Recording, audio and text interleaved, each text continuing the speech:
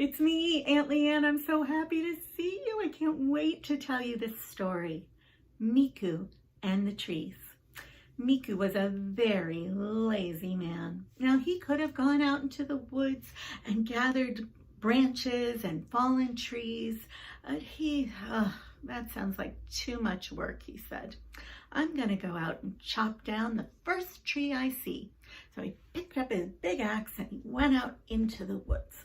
He got his axe ready to chop down that tree and chop. But the tree said, "Stop, please, don't chop me." "What?" said Mikku.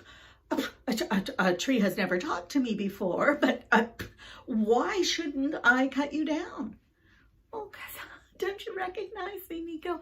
I am a maple tree, a sweet maple tree, and maple trees are where you get your maple sugar and your maple syrup to go on your pancakes and your waffles. You don't want to cut me down." "Very well," said Mikku. And that day he gathered branches and dead trees and brought them home. The next day he said, "I'm just going to stop at the second tree I see." And he picked up his axe and he went to chop it down. Chop! And the tree said, "Stop! Please don't chop me."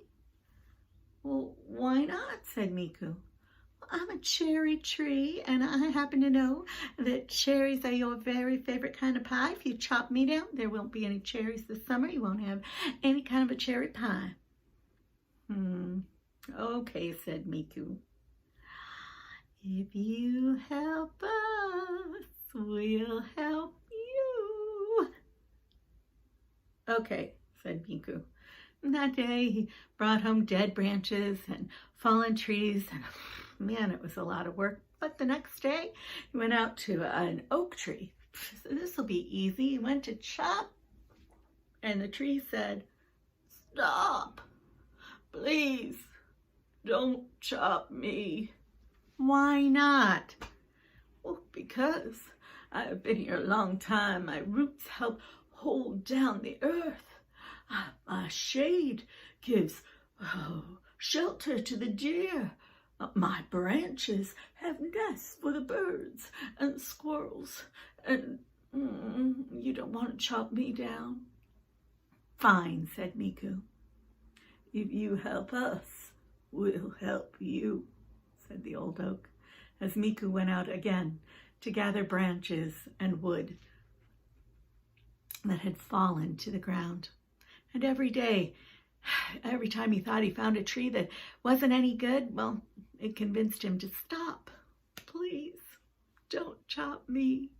And when he agreed not to, it would say, "If you take care of us, we'll take care of you." Well, Mikku went on like that all through the whole of the fall. And when winter started, well, he had enough wood to keep his house warm.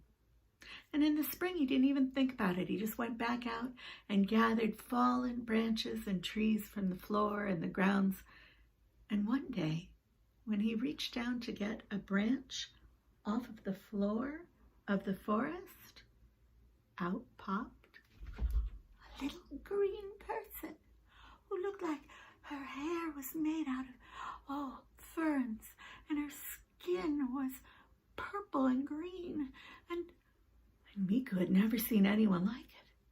"Oh, Mikku," she said, "I have noticed what good care you take of my trees.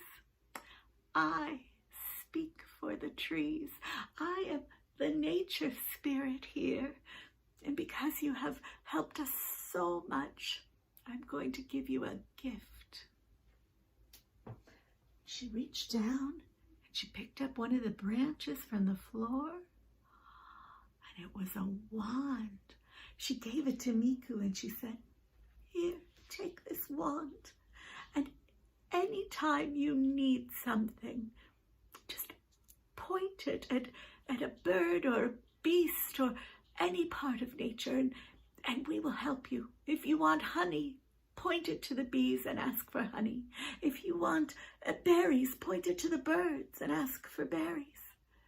Anything you want, we will help you, as long as you never ask for anything that would be against the natural way of things. Promise, Mikku?" "I promise," said Mikku, and he took the wand, and the little spirit disappeared.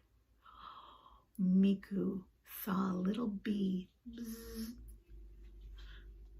"Bring me honey," said Mikku, and the bee gathered all her friends and brought sweet, sticky, dripping honeycombs for Mikku to eat.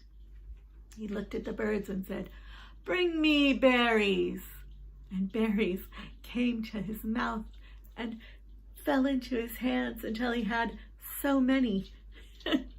He brought them home. When it was time for him to dig up his garden, he looked at the squirrels and said, "Plow my fields." And the squirrels dug and dug and dug until his garden was ready. Looking around, he said to the ants, "Plant this seed." And the ants took the whole bag full of seeds and grain and planted them neatly in the freshly plowed fields. Well, soon Mikku became very rich and very, very lazy. His life was too easy. He became proud and arrogant and used to giving orders and bossing things and people around. And he would point his branch and say, "Give me this," or "Do that."